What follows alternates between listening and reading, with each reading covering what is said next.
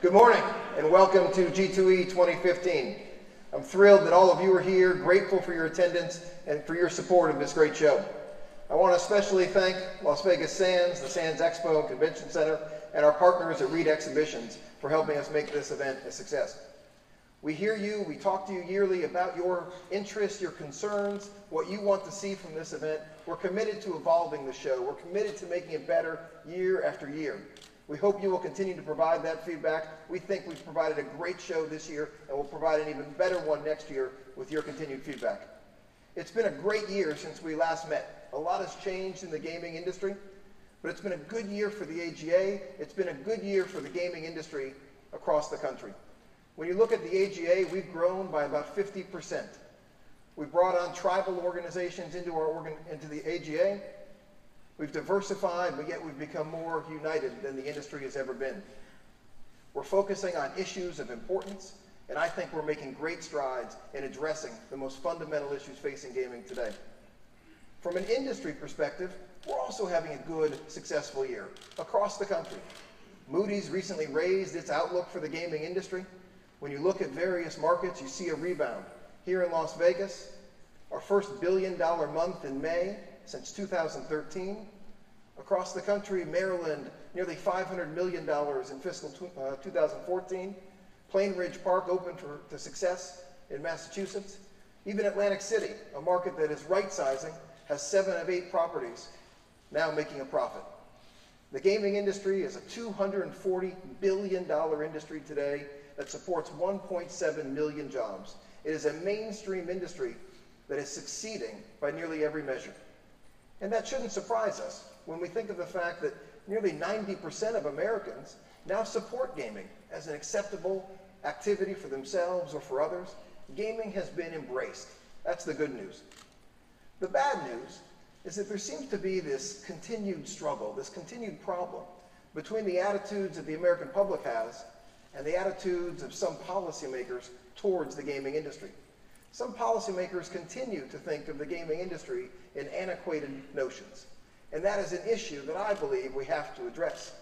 But the question is, why do they continue to think of the industry in this way? I think it comes down to a tale of two industries. One industry that is heavily regulated, heavily taxed, focused on integrity, focused on communities, focused on our customers. That's the industry that everyone in this room represents. But there's another industry that operates in the shadows, an industry that funds criminal activity, an industry that is not concerned about integrity, an industry that is 2 to 3 times larger than the legal and regulated gaming industry today, and that is the industry of illegal gambling across the United States. It comes in many forms. In the state of Texas, and you see the quote on the screen, nearly 150,000 black market machines dot the market. When you look at illegal sports betting in this country, we know that $100 million was bet right here in Las Vegas around the Super Bowl in January and February. Yet 38 times more spending, $3.8 billion, was spent illegally across the United States. We have a $10 billion internet sweepstakes cafe market running rampant in every state in this country. The illegal gambling market continues to confuse policymakers, media, and others about who our industry is, what our industry is, and our commitment to our customers and our communities. I believe this is an issue we absolutely have to address. And there's no better example. I appreciate that. There's no better example of why we need to address that than what's happening in Massachusetts right now. A market where the public has voted by overwhelming numbers to support casinos. A market where companies want to spend in excess of $2 billion additional dollars to turn around communities. And yet we have a mayor in Boston, we have an attorney general that is putting up every roadblock they can possibly find to slow down casino development. Even the FBI has gotten involved, saying with casinos coming into the market, corruption can't be far behind. This is a market that everyone knows has illegal gambling at every turn. This is a market where one of these gray market daily fantasy sites is 2 blocks from the Attorney General's office. We absolutely have to address this issue for 3 reasons. 1, illegal gambling affects the credibility of our industry. And that credibility is directly tied to the public policy that we confront. The second reason we have to address this is every one of those people playing those 150,000 machines in the state of Texas are potential customers for Louisiana. And that's true across the country.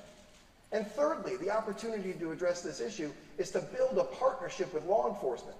Rather than be at opposite ends of the barrel, we can be working together to address an issue. And if we're working together, it will pay dividends for years to come. So what is the AGA doing, and how can you help in addressing this issue? There are 4 areas where we're focused. The first area we're focused is on running a campaign to stop illegal gambling in this country. We launched an initiative earlier this year called Stop Illegal Gambling, Play It Safe. We're partnered with law enforcement experts from the FBI, from the Department of Homeland Security, attorneys general, sheriffs, all around the country now working with us. We've built a star-studded advisory board to focus on this issue.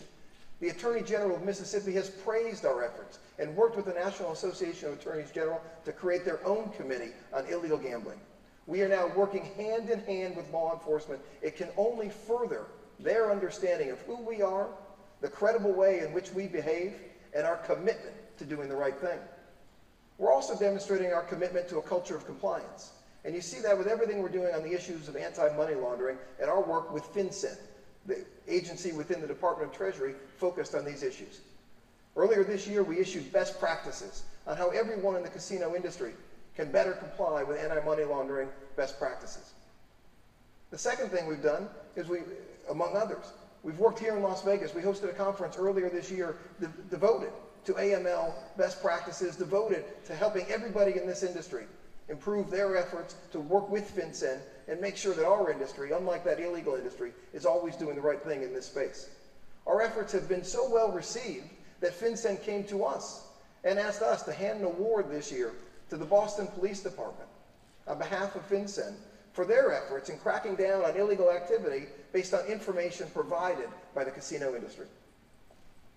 Our Get to Know Gaming campaign that we launched more than a year ago is going around the country to tell the story of what this industry is. And I think this industry has one hell of a story to tell about the jobs that we provide, the community groups that we support, the difference we make when we go into communities across this country.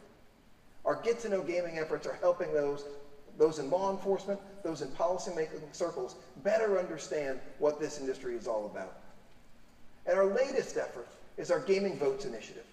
We're in Nevada, Pennsylvania, Ohio, battleground states across this country where presidential candidates are going.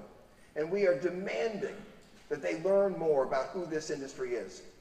We all remember the words from President Obama in February of 2009, where he discouraged people from coming right here to Las Vegas for meetings and conventions, based on a misunderstanding of who this industry is and what we're all about. We're going to make sure that that doesn't happen again. But we can't do that on our own. We need your help.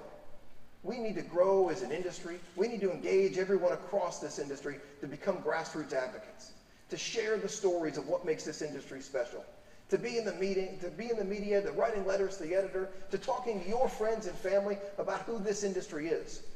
We need to become proselytizers about gaming. We need to be champions of gaming, and we're asking you to do just that. We're also asking you to join our grassroots army. I encourage you to go to gettoknowgaming.org, sign up to be a part of everything we're doing. Work with the AGA, work with the totality of this industry to tell our story. As I said, I think we've got a great story to tell. It's an honor to lead the AGA, to work with each and every one of you to champion this industry. I'm confident that our best days are ahead. We're excited to work with you. We thank you for your support.